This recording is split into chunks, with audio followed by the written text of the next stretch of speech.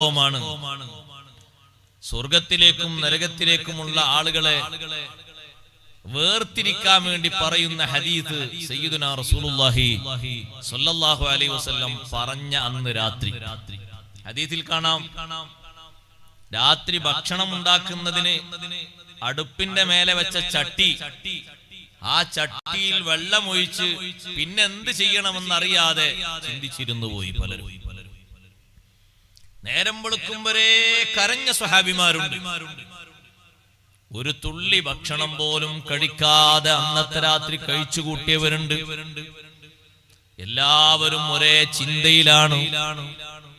നാളെ മഹ്ശറിൽ എല്ലാവരും ഇങ്ങനെ ഒരുമിച്ച് കൂടി നിൽക്കുന്ന സമയം, മുത്തഖീങ്ങൾ മുഅ്മിനീങ്ങൾ അർശിന്റെ ചുവട്ടിൽ ഒരുമിച്ച് കൂടി നിൽക്കുന്ന സമയം അല്ലാഹു തൗഫീഖ് തരട്ടെ.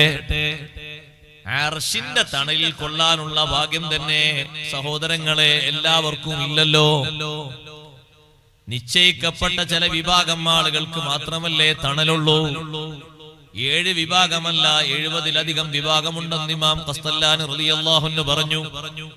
സാധാരണ നമ്മൾ കേൾക്കുന്ന ഒരു 7ന്റെ ഹദീസുണ്ട്, അത് അതിലെ പ്രധാനപ്പെട്ട തലങ്ങളാണ്. വേറെയും ചില ഹദീസുകളിൽ റിപ്പോർട്ട് ചെയ്യപ്പെട്ടിട്ടുണ്ട് 7 വിഭാഗം മാത്രമല്ല 70-ലധികമുണ്ട്. ഏതെങ്കിലും ഒന്നിൽ ഉൾപ്പെട്ട് കിട്ടാനാവണം നമ്മുടെ ജീവിതത്തിലെ അശ്രാന്ത പരിശ്രമങ്ങൾ മുഴുവനും. ആ ഒരു ഘട്ടത്തിൽ ആദം അലൈഹിസ്സലാത്തു വസ്സലാമിനെ അല്ലാഹു തആല പ്രത്യേകം ക്ഷണിക്കുന്നു. ആദം അലൈഹിസ്സലാത്തു വസ്സലാമിനോട് പറയുന്നു, നിങ്ങളുടെ മുതുകിൽ നിന്നാണല്ലോ ലോകത്ത് മനുഷ്യന്മാര് മുഴുവനും പിറവികൊണ്ടത്. നിങ്ങളെ മുതുകിൽ നിന്ന് നരകത്തിലേക്കും സ്വർഗത്തിലേക്കും ഉള്ള ആളുകളെ ഒന്ന് മാറ്റി തിരുത്തി വേർതിരിച്ചു വെക്കണം.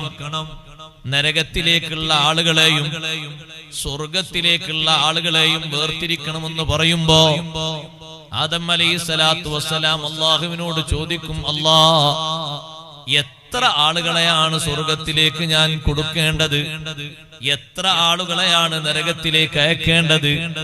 റബ്ബ് സുബ്ഹാനഹു വ തആല പറയും എന്ന് നബിയുനാ റസൂലുള്ളാഹി സ്വല്ലല്ലാഹു അലൈഹി വസല്ലം തങ്ങൾ പറഞ്ഞ ഹദീസ് ഇമാം ബുഖാരി റളിയല്ലാഹു അൻഹു സ്വഹീഹിൽ കൊണ്ടുവന്നിട്ടുണ്ട്. മിൻ കുല്ലി അൽഫിൻ 99 ഇലന്നാർ. ഓരോ 1000-ൽ നിന്നും 999 മെമ്പർമാർ നരകത്തിലേക്കുള്ളവരാണ്. 1000-ൽ നിന്ന് ഒരാള് മാത്രമേ സ്വർഗത്തിലേക്കുള്ളൂ. സ്വർഗത്തിലേക്കും നരകത്തിലേക്കുമുള്ള അംഗങ്ങളെ വേർതിരിക്കുമ്പോ നരകത്തിലാണ് ബഹുഭൂരിപക്ഷം ആളുകളും ചെന്ന് വീഴുന്നത്. സ്വർഗത്തിലാണ് കുറഞ്ഞ ആളുകളുള്ളത്. നരകത്തിൽ ബഹുഭൂരിപക്ഷം ആളുകളും ചെന്ന് വീഴുന്നു.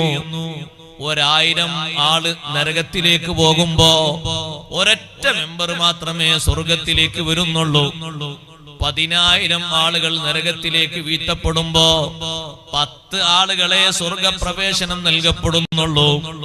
അതേ സഹോദരങ്ങളെ, 1,00,000 ആളുകളെ നരകത്തിലേക്ക് വീഴ്ത്തപ്പെടുമ്പോ സ്വർഗത്തിലേക്കുള്ള മെമ്പർമാരുടെ എണ്ണം വളരെ ചുരുക്കമാണ്. 100 മെമ്പർമാര് മാത്രമേ ഉള്ളൂ.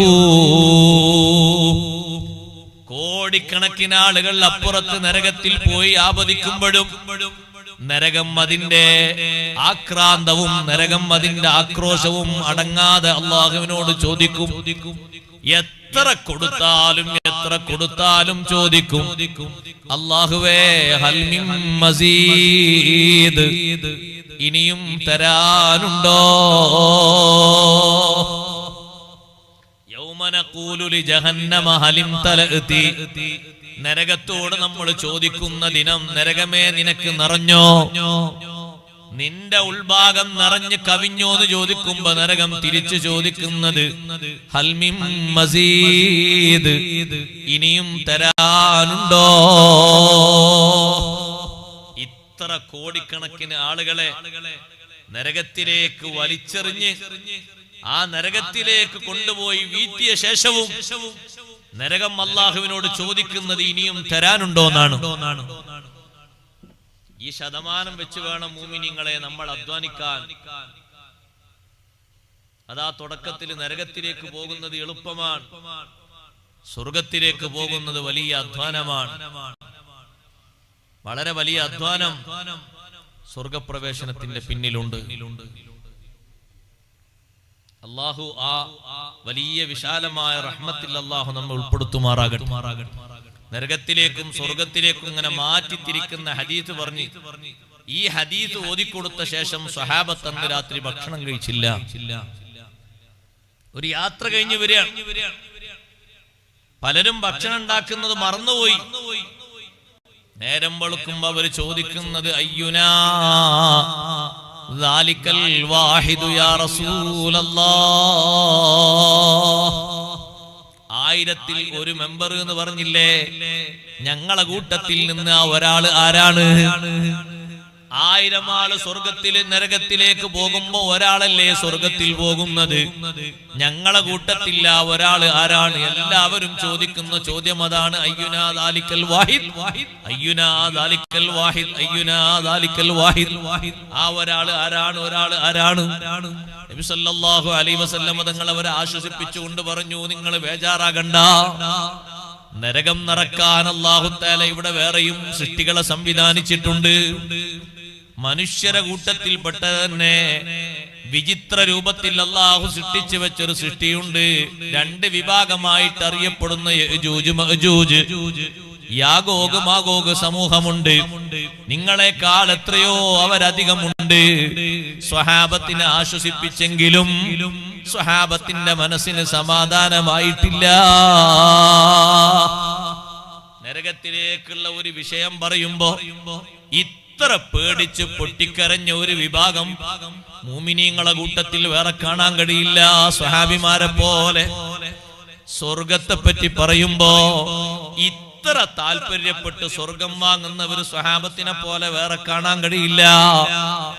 സ്വർഗത്തിന്റെ എന്തെങ്കിലും വിഷയം പറയുമ്പോഴേക്ക് ആ സ്വർഗം എനിക്ക് കിട്ടണം, ആ സ്വർഗത്തിൽ ഞാൻ മെമ്പറാകണം എന്ന് ഏറ്റവും ഉത്സാഹത്തോടെ അത്യുത്സാഹത്തോടെ ചിന്തിക്കുകയും അതിനുവേണ്ടി പ്രവർത്തിക്കുകയും ചെയ്തവരാണ് സ്വഹാബിമാരെല്ലാവരും.